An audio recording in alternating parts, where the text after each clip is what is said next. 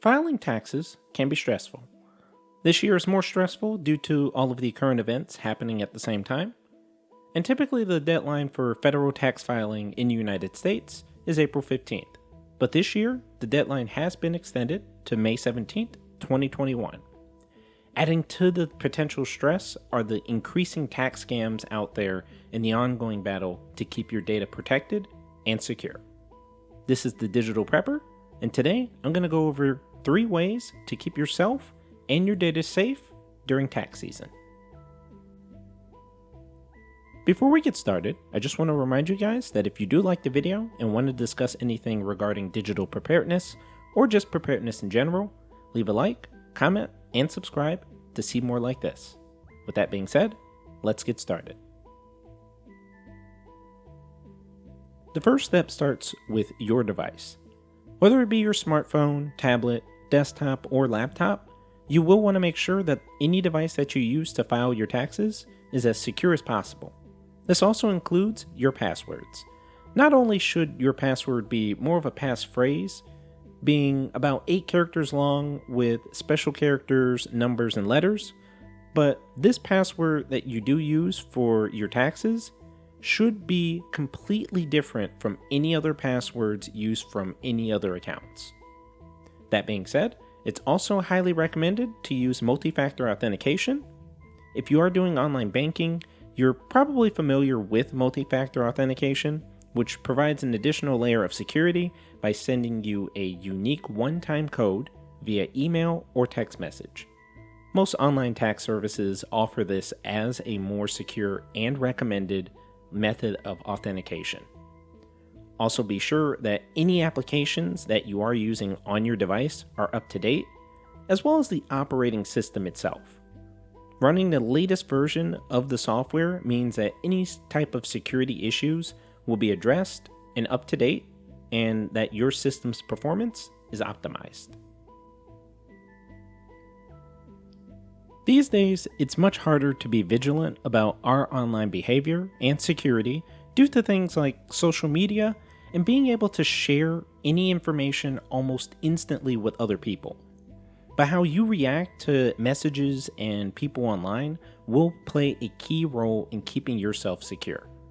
The most important thing I will say is never provide sensitive information to anyone online, over text, or over the phone unless you can verify that that person or third party on the other end is legitimate. Whenever you receive a call, text, or email that asks you to provide valuable financial or personal information, it's most likely a scam. By providing any data to scammers and thieves, you may lose your money or even your identity.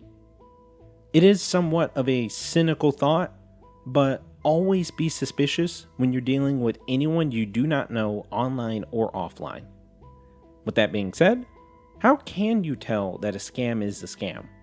Well, first, know the facts.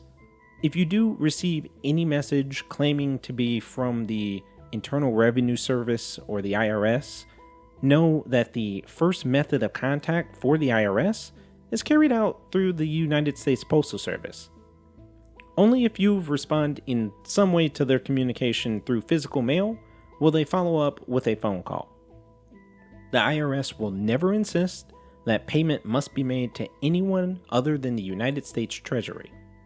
And finally, do beware of scare tactics and threats of urgency to solicit your sensitive data, like your social security number or your taxpayer ID or your bank account or any other login information.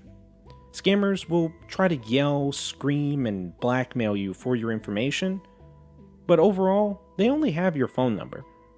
They can't arrest you, they can't do anything to you, so go ahead and block that number or email and don't worry about them.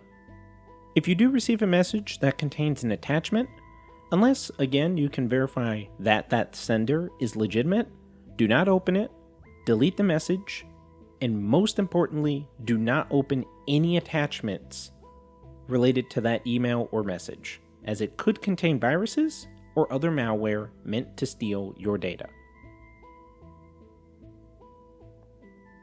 Finally, when your confidential information is provided to third parties, like TurboTax or any other online tax service, that data is only as secure as the person or the company handling it.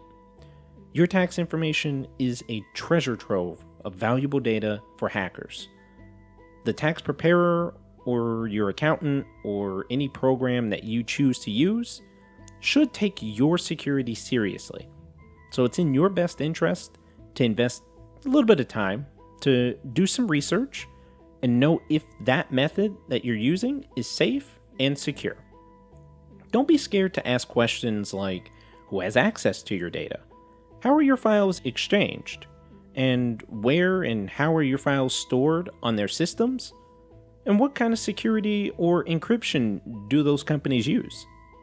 With that being said, always remember to never discuss sensitive information over email unless that third party you're handling business with uses a sort of secure messaging system to relay sensitive information using encryption. Even if they do use this, I would try not to send any sensitive information unless absolutely necessary, and if a link is sent to you via email, navigate to that website yourself instead of using the link in the email, as links can be spoofed to look legitimate, but they're actually fake.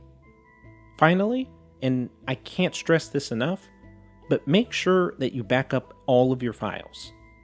If you or that third party happens to lose any of your data or is compromised with ransomware or some other data breach, you're going to have another copy of your files.